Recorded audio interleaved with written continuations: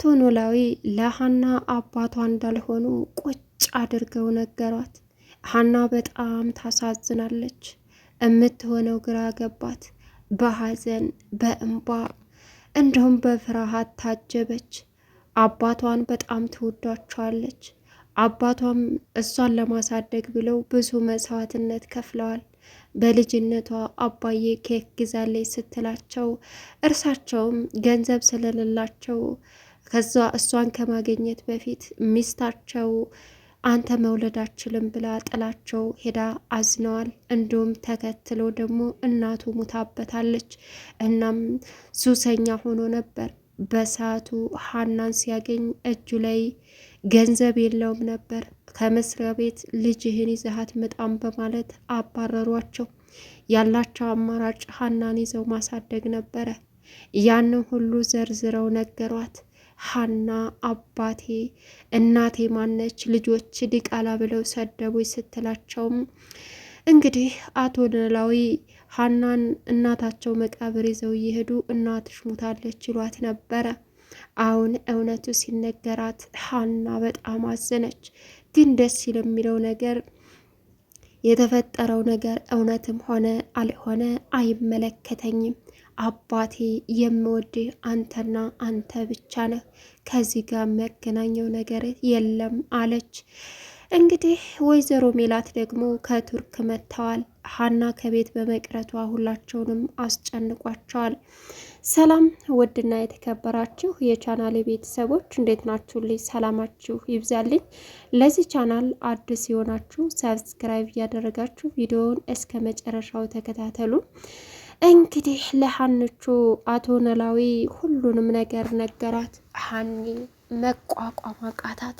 በጣም አዘነች፣ አለቀሰች። ወይዘሮ ሜላት ከቱርክ መጥተው እቤታቸው አረፉ። እናም የእናቷን መምጣት የማትፈልገው ሰላም ደግሞ ደስ አላላትም። እቤት ሲገቡ ደበራት። ሰላም ከሀና ጋር አስር ጊዜ ስልክ እየደወለች ነበር። ሀና እቤት አልመጣችም ለስራ። እናም ለምናሴ አረፍዳለሁ ትንሽ ብላ ቴክስት አድርጋለት ነበረ። ምናሴ ደግሞ ትምህርት ቤት ለመሄድ ሲወጣ እሷም እንዴ ሀና አልመጣችም እንዴ አለችው። አልመጣችም ትንሽ አረፍዳለሁ ብላ ነግራኛለች አላት። ከዛ ሰላም ሆዬ ምንድን ነው ፊት ስንሰጣት እላያችን ላይ ወጣች እኮ ያማታል እንዴ? ለምንድን ነው የማትመጣው? ስራ እኮ ነው አለችው። ከዛም እንዴ ሰላም ተረጋጊ፣ እሷም እኮ ሰው ናት እንደኛ። ምናልባት አስቸጋሪ ሁኔታ ውስጥ ሆና ሊሆን ይችላል አላት። ምንም አስቸጋሪ ሁኔታ ውስጥ ቢሆን እንኳ በፍጹም እንትን አልልም፣ ስራ መተው የለባትም፣ ይህ ስራ ቦታ ነው አለችው። ሰው እኮ ናት፣ ምን እየሆንሽ ነው? ማርፈዷ ነው ያናደደሽ ወይስ ፈልገሻት ነው ሲላትም እባክህ የሆነ ቦታ ልሄድ የእሷ እርዳታ ያስፈልገኛል፣ እናም ስልክ ስደውላትም አታነሳም፣ ንቄቷ እኮ ንቄት አይደለም አለችው። አረ ሰላምዬ ተረጋጊ፣ የሆነ ችግር ውስጥ ሆና ይሆናል፣ ሀናን ታውቂያታለሽ፣ አታረፍድም አላት። ከዛ እሺ በቃ አሁን እሷ ስለሌለች መሄዱንም ትቸዋለሁ አለች። ለምን? እርዳታ ስለሚያስፈልገኝ።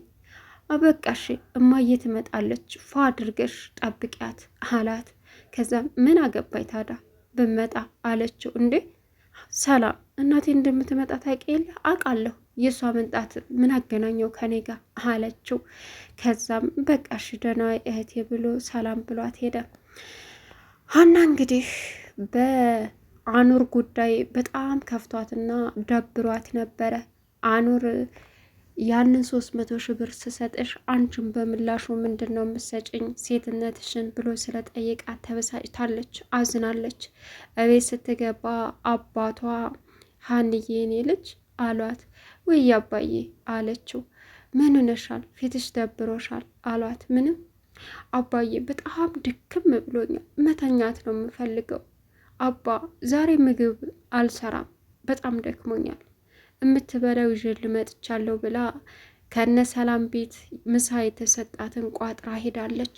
ከዛም አቶ ኖላዊንም እሺ ልጄ ግን ምን ነው አመመሽ እንዴ አሏት። አባ አላመመኝም አለች። ምን ሆነሽ ነው እንደዚህ ሆነሽ አላቅም ሲሏትም የእውነት አባ አላመመኝም፣ ያንተ ጉዳይ አይደለም ያስጨንቀኝ አለች። ልጄ እኔ ልጄን አላቃትም ሀንዬ እዩልሽ አንድ እውነት አለኝ አሏት። ምንድን ነው ልንገርሽ ዝግጁ ሁኝ ሲሏትም በቃ አባ ደክሞኛል አለች። እና ተነሽ ምግቡን እንብላ አሏት። እሺ በቃ ብላ ያችን ቋጥራት የሄደችውን ምግብ መብላት ጀመሩ። እንዲሁ በሚኒቱ ነው ቋጥርሻት የመጣሽው ልጅ አሏት። ለአንተ እኮ ብዬ ነው አለች። በፍቅር ያችን ምግብ ከበሉ በኋላ እንግዲህ የሀና አባት እንዳልሆኑ መርዶውን ነገሯት። ሀና እንደዛ አይሆንም በፍጹም አለች። እዩልሽ ልጄ ነገሩ ከባድ እንደሆነ አውቃለሁ፣ በእኔ ጉዳይም እንደምትጨነቂ አውቃለሁ፣ እናም የኔ ህመም እንደሚያስጨንቅሽ አውቃለሁ። ከዛሬ 16 ዓመት በፊት አገኘውሽ አሏት። ማለት አለችው። ከዛም እዩልሽ ልጄ እኔ አክሱም ሐውልት ሹፌር ነበርኩ። በሹፍርና አክሱም ሐውልትን የሚዘይሩ ብዙ ሰዎች ይዤ መጣሁ። ከዛም በእርግጥ የመጣሁት ለዛያራ አይደለም ለስራ ነበረ።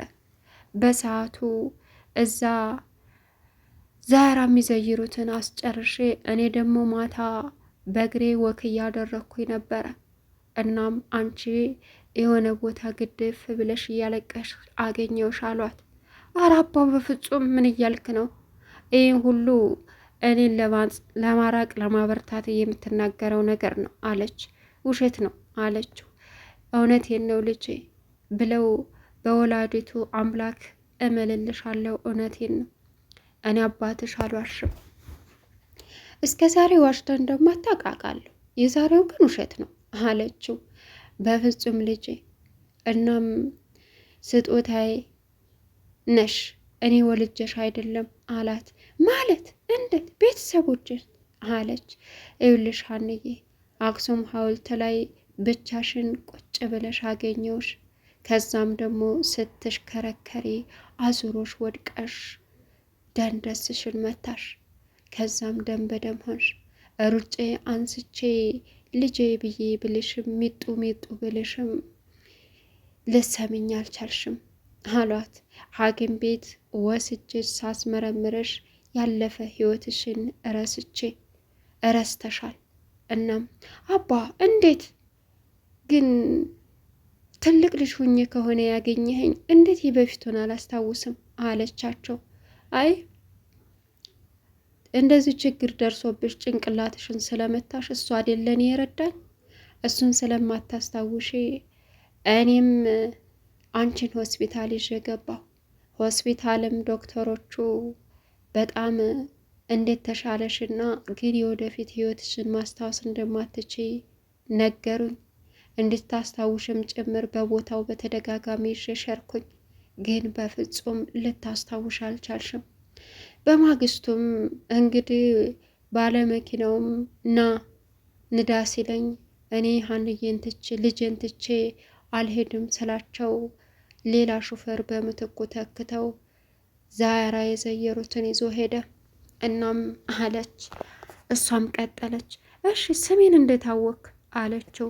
ስምሽንማ ሐኪም ቤት ይዤ ስገባ ስሟን ንገረኝ ሲሉኝም ምን ማለት ነበረብኝ? አፌ ላይ የመጣውን ሀና ብዬ ነገርኳቸው። በቃ አሏት። ሀና በጣም ተገረመች። እናም እዛም ሂደው አስተምረዋት ብዙ ደረጃ ደርሳ እያለም እዚህ ደረጃ ያደረሷትም እሳቸው ናቸው። እና አንድ ቀን ከእለታት አንድ ቀን ሀና ትምህርት ቤት ጓደኞቿ ኬክ ይበላሉ። ኬክ ሲበሉም እሷን አላበሏትም። ከዛም ኬክ ስጡኝ ስላቸው አንሰጥሽም አሉኝ። አባቴ ይገዛልኛል አልኳቸው አለችው። ከዛም የሀና አባት እሺ ብለው በሰዓቱ ያጨሱ ይጠጡ ሁሉ ነገር ያደርጉ ስለነበረ በእጃቸው ገንዘብ የለም። ግን ገንዘብ አልያዙም። ከዛ በፊት ስራ እየሰሩ ቢኖሩም መጨረሻ ላይ ሀናን መስሪያ ቤት ይዘው ስለሚሄዱ ሀናን መስሪያ ቤት ልጅ ይዘሃት መጣም ብለው ሲከለክሏቸው ሀናን ብቻ መከታተል ሆነ ስራቸው። ከዛም ከትምህርት ቤት ሲያመጧት ሀና አባዬ አለችው። አቤት? ኬክ ጓደኞች ሲበሉ አልሰጠኝ አሉ እና አልበላሽም? አዎ አባቴ ይገዛላኛል አልኳቸው፣ ኬክ ግዛልኝ አለቻቸው። እሺ እኔ ቆንጆ በማለት ኬክ ሊገዙላት ኮታቸውን አውልቀው መሬት ላይ አንጥፈው ነበረ። ያንን ኬክ ሲቆዩባት ገዝቶ ይመጣል እያለች ስትጠብቅ ሀና ሲቆዩባት አለበት ቦታ ሄደች። እሱም 50 ሳንቲም 10 ሳንቲም እየሰበሰበ ነበረ። በሰዓቱ ተነስቶ ሀና ስትመጣ ልጅ ለምን መጣች ሲሏትም እንዴ ቆየብኝ እኮ አለችው። በሂጂና ጠብቂኝ ኬኩን ገዝቼልሽ እመጣለሁ ሲላቱም ሀና ደግሞ አልፈልግም፣ በፍጹም እኔ አንተን ነው የምፈልገው፣ ከአንተ ጋር መሆን ነው ስትለውም ኮታቸውን አንስተው ለብሰው ቀጥታ ሄዱ። ያንን ሁሉ መስዋዕትነት ከፍለው እንዳስተማሯት እዚህ ደረጃ እንደደረሰችም ማስታወሷት። ከዛም ቀጥላ አባዬ ምንም ይፈጠር ምንም በፍጹም እኔ አንተን የሚለይ ወይም ከአንተ ጋር የሚያገናኘ ነገር የለም አባቴ፣ እኔ በጣም እወዳለሁ አለችው። ወይስ ልታርቀኝ እየፈለክ ነው ካሁኑ ፈራህ አለችው። በፍጹም ልጄ እንዴት ነው ወይስ ጠላኸኝ አለች። እንዴት ነው አንቺን የምጠላው ሀንዬ? ኧረ ተይ በጣም ነው የምወድሽ አላት። ከዛ በጣም በደስታ ተሳሳሙ። ሀኒ ወደ ስራ ለመንጣት ልብሷ አለባበሰች። ወይዘሮ ሜላት ከቱርክ መጥተው ሀና ሲሉ ሀና የለችም ተባሉ። ሰላም ደህና ናችሁ ልጄ አለች። አዎ ደህና ነን አለች። ግን ሰላምን ሰላም በይኝ እቅፍ አድርገሽ ናፍቀሽኛል ስትልም እንኳን ደህና መጣሽ እማዬ አለች። ዝም አለች። ለምንድን ነው ያኮረፍሽው? ሰላም አይደለሽም? ችግር ተፈጥሯል ልጄ አሉ ወይዘሮ ሜላት። ምንም ችግር የለም ደህና ነን፣ ይህ ሰላም አልኩሽ አይደለም አለቻት። ከዛም እሺ ሀና የለችም እንዴ? የለችም፣ ዛሬ አልመጣችም። ምን ነው በሰላም? አይ ምንም ችግር የለም አልመጣችም በቃ አለች። በቃ ደክሞሽለ እረፍት አድርጊ አለቻት። ከዛ እናትየዋም እሺ ሻንጣዬን ላምጣና እረፍት አደርጋለሁ ሻወር ወስጄ ስትልም ሻንጣውን እኔ ያመጣለሁ አለች። በቃ ሹፌሩን አግዢው አለቻት ወይዘሮ ሜላት። ምናሴ ከትምህርት ቤት ሲመጣ እናቱን አገኘ። በጣም ደስ አለው። እማዬ ያልሽልኝን ይዘሽልኝ መጣሽ አላት። ይዤ አልመጣሁም ረሳውን ልጄ ልባለኝ እንዴ? ውይ በቃ ተይው ችግር የለውም ዋና አንቺ መምጣትሽ ነው፣ ድጋሜ ስትሄጂ ታመጭልኛለሽ አላት። የኔ አሳቢ ልጅ የኔ ጥሩ ልጅ ይዤ መጥቻለሁ ስትለው ይኸው ክላስ ነው ሂድናየው አለችው።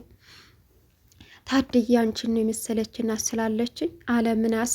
ከዛም ሀና አለ። ሀና እኮ አልመጣችም አለችው እናቱ። ምን ሆነች አለ። አላውቅም፣ ችግር አለ እንዴ? የደበቃችሁ ነገር አለ? የተፈጠረ ነገር አለ? ንገረኝ እኔ ሳልኖር ስትለውም አረማዬ ምንም ነገር የለም እኔ እንጃ አለ። እና እንዴት ስልኳን ማይሰራ ምን ይሻላል ስትለውም በቃ የሆነ መፍትሄ መፈለግ አለብን አላት። አንቺ ይህን ያክል ለሀና ማሰቡ ተገቢ ነው አለችው። አንቺ ባልኖርሽ ሰዓት እንደ እናት የተንከባከበችኝና አሁን አዲሱን ምናሴን ያገኘሽው በሷ ምክንያት ነው አላት። እሺ በቃ እኔ እንደምንም ብዬ አመቻቻለሁ አለች ወይዘሮ ሜላት። ወይዘሮ ሜላት ክላሷ ገብታ የሀናን ፎቶ ይዛ ስታለቅስ በጣም ተናደደች ሀና። አሁንም በቃ ሀሴት አልተወችሽም እየየ ማለት አስጠላኝ፣ በቃ ይችን የሞተች ልጅ ይዘሽ ስትላት ምን አልሽ አለቻት። በፍጹም እኔ እናቴን እቅፍ አርጋ ራሴን እየደባበሰች ምን ሆንሽብኝ እንዴት ከረምሽ የምትለኝ እናት ነው የምፈልገው፣ አንቺን አልፈልግም፣ እናቴን ፍለጋ ወጣለሁ አለች ሰላም። ወይዘሮ ሜላትም በእንባ ታጠቡ።